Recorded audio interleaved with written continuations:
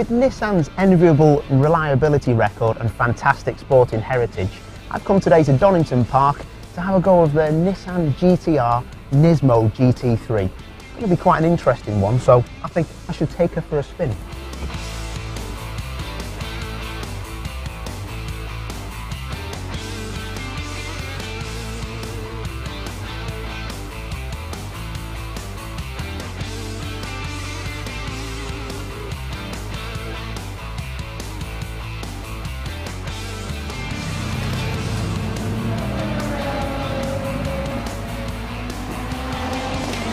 Nissan has a long-standing heritage in motorsports, and its current crop, which boasts the high-performance Nismo range of the 370Z Coupe and GTR, are at the forefront of Nissan's product development, which not only benefits the vehicles in racing but also filters down innovative technologies into the consumer range and into models such as the WhatCar car of the year 2014, the Nissan Qashqai, which, for the second iteration of the Japanese manufacturer's incredibly popular crossover, is immediately evident, as the new model has evolved into a much more refined and premium vehicle with better performance and improved running costs.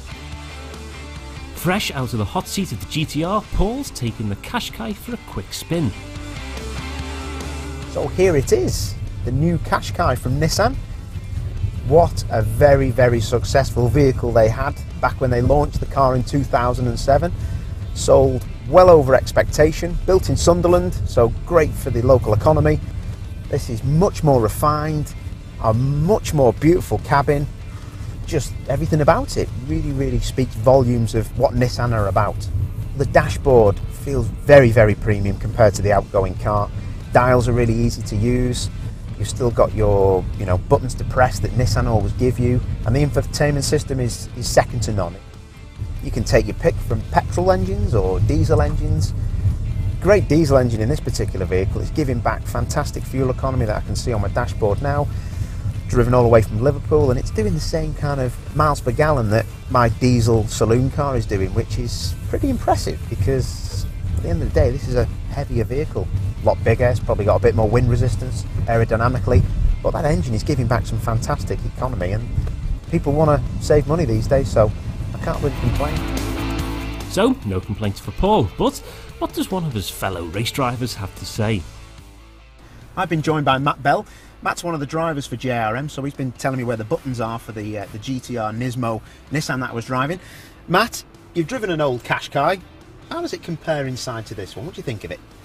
Well, there's quite a big evolution from the car that I drove, to be honest. It's quite nice to see that they've given quite a nice facelift to the interior of the car. I like the exterior of it as well. I think they've done some good styling mods. A pretty good evolution on the old car, I think. Yeah. Seems like a big step up, doesn't it? And as you spoke about the premium feel of the car, that's one of the things that I noticed. Yeah, I mean, it's the way the brand is going, obviously, with it being historically a racing name. It's nice to see that some of that comes back over into the road car side. And it's a sports utility vehicle, like you say, and it's something that we expect from Nissan, isn't it? Reliability and also a good platform. How do you think it'd compare to the Nissan that you're used to driving out there? It's got a lot of buttons, isn't it? Well, I think the Nissan race car that I've got might have one or two buttons more on the old steering wheel, but yeah, generally it's the race programs are always there to bring the peak of technology into their road cars. That's the whole point of these programs. Yeah. And both under the bonnet and throughout the car, you'll see technology into the Qashqai and across the whole Nissan range. Yeah, because that's one of the things that I'm very impressed with this car is this is a diesel version of the vehicle, but it's very good fuel economy wise, and I noticed on the race car you've got different map settings and things, and you probably learn a lot from how fuel is used in a race car, and then you can put it into vehicles like this, I suppose. Yeah, exactly. All engine mapping stuff is developed through a racing car. A lot of people would look at a Qashqai and look at a GTR GT3 and go, where's the symmetry there? But a lot, it's all in the technology, the electronics, all the under the bonnet stuff, which really makes a difference to your pocket when you get onto the road. Yeah, is the kind of things that we develop. One thing that the race car hasn't got, and I'm sure of it, it's actually got a reverse camera, this one, but it's 360 vision. Check that out. What do you think of that? That's pretty good, yeah. To be honest, on the race car, if you need a reverse camera, then you're in a bit of trouble. But it's got amazing amount of other features. This one's got cruise control. That's obviously something you wouldn't have in a race car. You've got all sorts of different buttons in this car. This is quite a well-spec'd one, but it's what you come to expect, isn't it, from a Nissan? it's just a great all-round model of the Nissan brand. No, I like it, it's good. I think we should stick some slicks on it and give it a spin round. It'll give that GTR a run for its money. You can chase me. Let's go for it. Good luck with that, Paul. For any information on the new Qashqai or to book a test drive, contact your local Perry's dealership today.